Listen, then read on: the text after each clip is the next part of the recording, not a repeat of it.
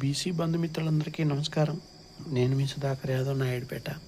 ముందుగా క్రిస్మస్ శుభాకాంక్షలు, ఆ తర్వాత పొంగల్ శుభాకాంక్షలు. సోదరులారా, మనం బీసీలో, అదే మాదిరి బీసీల్లో ఉండే ప్రతి కులం, అన్ని కులాలు రాజ్యాధికారం కావాలి అని పార్టీల దగ్గరికి పోయేమో అడుక్కుంటాం. పార్టీల దగ్గరికి వెళ్ళి తెలుగుదేశం దగ్గరికి, వైసీపీ దగ్గరికి, టీడీపీ దగ్గరికి, బీజేపీ దగ్గరికి ఇలా వెళ్ళి అడుక్కుంటాం. ఆ అడుక్కోవడం కూడా ఎలా అడుక్కుంటాం అంటే చాలా నీచంగా, చాలా దరిద్రంగా, అసహ్యంగా అడుక్కుంటాం. తెలుగుదేశం కాడికి పోయి ఏమని, 1 ఎంపీ ఏంటి, 2 ఎంపీలు ఏంటి, 5 ఎంపీలు ఏంటి, అది ఏంటి, ఇది ఏంటి అని ఎవరు మట్టుకు వాళ్ళు 1 ఎంపీ అని అడుగుతారు. కొంతమంది మీటింగులు పెట్టి బీసీ సంఘ నాయకులు గుర్తుపెట్టుకోండి. అంటే ఆయా బీసీ సంఘ నాయకులు, అంటే బీసీలు అన్ని కులాలు ఉంటాయి కాబట్టి ఆ బీసీ సంఘ నాయకులు మైక్ పట్టుకొని డిమాండ్ చేస్తారు, కమాండ్ చేస్తారు. లేస్తే మనిషిని కాదు, వీడికి లేచేది లేదు, ఆడేసేది లేదు, నేను లేస్తే మనిషిని కాదు, మీరు నాకు 30 సీట్లు ఇవ్వాలా, ఎవడబ్బ సొమ్ము, రాజ్యాధికారం ఎవరిది. మరీ కొన్ని సంఘాలు అయితే, అంటే ఎస్సీ ఎస్టీ బీసీ మైనార్టీ సంఘాలు కొంతమంది మైక్ ఇస్తే మైమర్చిపోతారు. అది ఎలా అంటే అలాగా. ఎందుకంటే ఆ మైక్ ఇచ్చిన తర్వాత వాళ్ళు మైమర్చిపోయి మైక్ ఇవ్వడానికి మైకుల్లోకి వెళ్ళిపోతారనమాట. నేను మాట్లాడుతూనే ఉంటాను. అయితే ఇలా డిమాండ్ చేసే కుల సంఘ నాయకులు కాదు, బీసీ సంఘ నాయకులు ఏమో మైకులు పట్టుకొని బీసీ మీటింగులు పెట్టు డిమాండ్ అంటారు. కానీ అదే బీసీలు పార్టీ కాళ్ళకాడ కూర్చుంటారు, రూముల్లో పోయి గడ్డాలు పట్టుకుంటారు, లేకపోతే కాళ్ళు పిసుకుతూ సీట్ నాకు అది ఏంటి ఇది అని అడుగుతారు. ఏమో తెలియదు. అంటే డబ్బు ఉండేవాళ్ళు కొంతమంది ఇసురు పారేసి ఒక ఎమ్మెల్యే సీట్ కొనవచ్చు, ఒక మంత్రి పదవి కొనవచ్చు, ఒక ఎంపీ పదవి కొనవచ్చు, లేదా ఒక ఎమ్మెల్సీ పదవి కొనవచ్చు, ఇలా కొనవచ్చు. ఎందుకంటే ఇప్పుడు వైసీపీలో కీలక పదవులు అనుభవించారు. వైసీపీలో అలాంటి కీలక పదవులు అనుభవించిన నాయకులు ఈరోజు టీడీపీలో కూడా కీలక పదవులు అనుభవిస్తున్నారు. ఎలాంటి కీలక పదవులు అంటే చాలా ఇంకా అనకూడదు, అంత కీలక పదవులు అనుభవిస్తున్నారు. ఎక్కడో మంది కార్యకర్త ఏమో వైసీపీ వాళ్ళ దగ్గర చెప్పు దెబ్బలు తిన్నాడు, బూతులు తిన్నాడు, వివక్షకు గురైనాడు, చీకొట్టేసుకున్నాడు, ఇంకా రకరకాల బాధలు పడ్డారు సీనియర్ నాయకులు.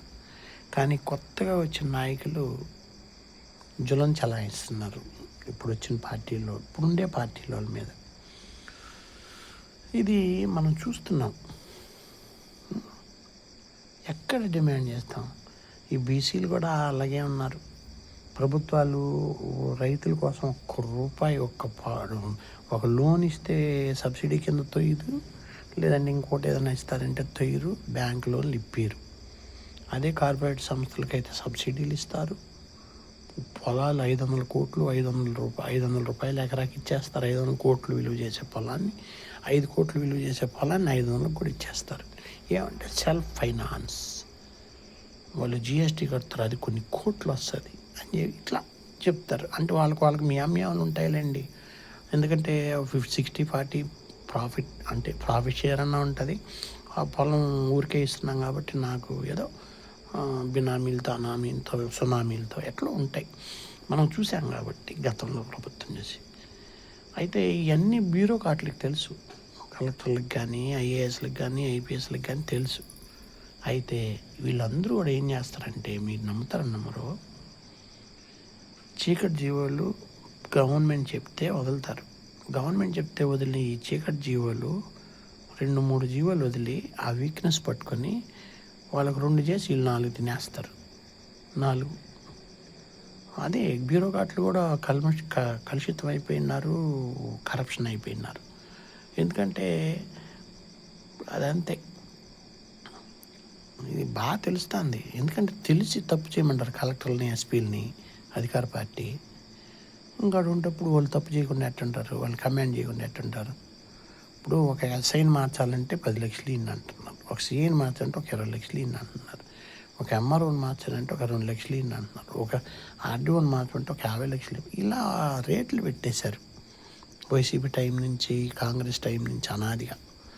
ఇలాంటప్పుడు వ్యవస్థలు ఎలా మాట్లాడతారు? రాజకీయ నాయకులకి, ఆఫీసర్లకి ఇంత అనుసంధానం ఉండేటప్పుడు గవర్నమెంట్ భూములు ఉండవు, గవర్నమెంట్ పథకాలు ప్రజలకు రావు, కానీ వస్తాయి.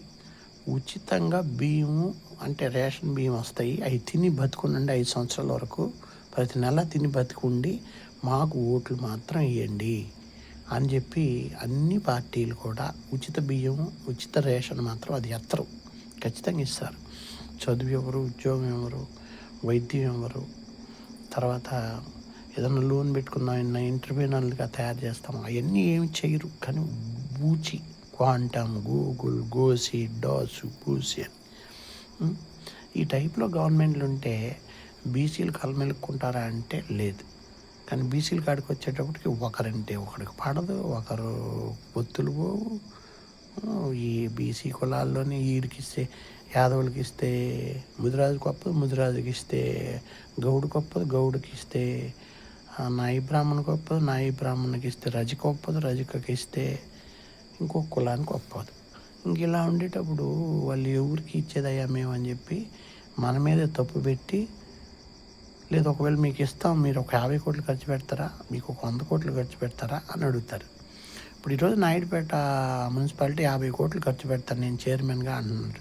ఒక రెడ్డి పెట్టుకున్నాడు జగన్ సూట్ కేసుల్లో డబ్బు, నేను పెట్టుకుంటానయా, ఈసారి నా క్యాండిడేట్ని పెడతానయా వైసీపీ తరఫున. ఆ మాదిరి బీసీల కోసం బీసీలు ఎవరు పెడతారు, ఎవరు పెట్టరు. అసలు బీసీల కోసం బీసీలు పబ్లిసిటీ అయితేనే ఒప్పదు. మీకు తెలుసా, బీసీ ఇప్పుడు దళిత పార్టీలు ఉన్నాయి కొన్ని, అదే మాదిరిగా ఆయన జయప్రకాష్ నారాయణ కొన్ని పార్టీలు పెట్టారు, ఇలా చాలామంది పార్టీలు పెట్టారు. ఇప్పుడు రామకృష్ణ గారు పార్టీ పెట్టారు, ఇట్లా బీసీలు పార్టీలు పెట్టారు, ఓసీలు పార్టీలు పెట్టారు, ఎంతోమంది పెట్టారు. మీరు కావాలని చూడండి, ఓసీ పార్టీలలో మీడియాకి కొంతమందిని,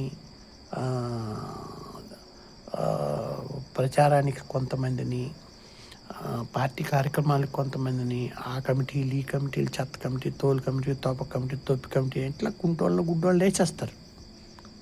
అయితే జయప్రకాష్ నారాయణ పెట్టిన పార్టీలో ఎవరైనా మీకు కమిటీ పేర్లు తెలుసా? తెలియదు.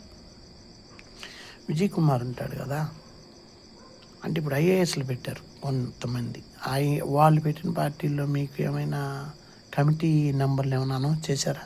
ఇప్పుడు మీకు ఏమైనా తెలుసా? నో. ది గ్రేట్ లక్ష్మీనారాయణ గారు, మోటివేషనల్ స్పీకర్ జేడి లక్ష్మీనారాయణ గారు, ఆయన పెట్టారు పార్టీ. మీకేమైనా తెలుసా కమిటీ నెంబర్ల గురించి? ఎప్పుడైనా అనౌన్స్ చేశారా? నో, చేయలే. ఎందుకు మీకు తెలుసా? ఎందుకు చేయలేదు తెలుసా? మాకు తెలుసు ఎందుకు చేయలేదో, అర్థమైందా? కాబట్టి కొంతమంది కొన్ని రకాలుగా వాళ్ళు పెడతారు పార్టీలు, అంతే. వాళ్ళు బయట పబ్లిక్లోకి రారు, పోరాటాలు చేయరు, ఇంకొకటి చేయరు. వాళ్ళని వాళ్ళు కాపాడుకోవడానికి, వాళ్ళు సంపాదించుకున్న ఆస్తులు కాపాడుకోవడానికి, వీళ్ళు ఏదైనా తప్పులు చేసి ఉంటే జైలుకి పోకుండా ఉండడం కోసం అట్లా అన్నీ పెట్టుకోవడమే తప్ప వేరే ఎటువంటి ప్రయోజనం ఉండదు. ఈ ఐఏఎస్లు, ఐపీఎస్లు పెట్టిన పార్టీలు చాలా దగ్గర పార్టీలు పెట్టారు.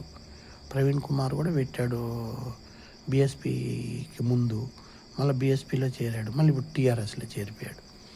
ఇవన్నీ పొయ్యి మీద పొంగు లాంటిది, బుడగలాంటివి, నీటి బుడగలాంటివి, వాటి బుస్ టప్ అని పగిలిపోతాయి అంతే. నిజం, అట్లా పగులుతాయి. ఇంకా మనం మాట్లాడితే కొన్ని బాగుండదు. అంటే పార్టీలు అంటే కష్టపడి పెడతారు వాళ్ళు, డబ్బులు ఖర్చులు పెట్టి ఇష్టపడి పెడతారు. ఇంకా మనం ఏముంది, ఇప్పుడు సినిమా కష్టపడి తీస్తారు, బాగాలేదబ్బా ఆయన అసలు సినిమా ఒక గంట సేపు చూసి వచ్చి అలాగ ఉంటుంది అన్నమాట. పార్టీలు పెట్టిన వాళ్ళు మనం ఏదైనా కామెంట్ చేసినా, కాంట్రవర్సీ చేసినా అట్లుంటుంది. అందుకని నేను ఏం మాట్లాడటంలో ఈ మధ్య ఏం చేస్తాం.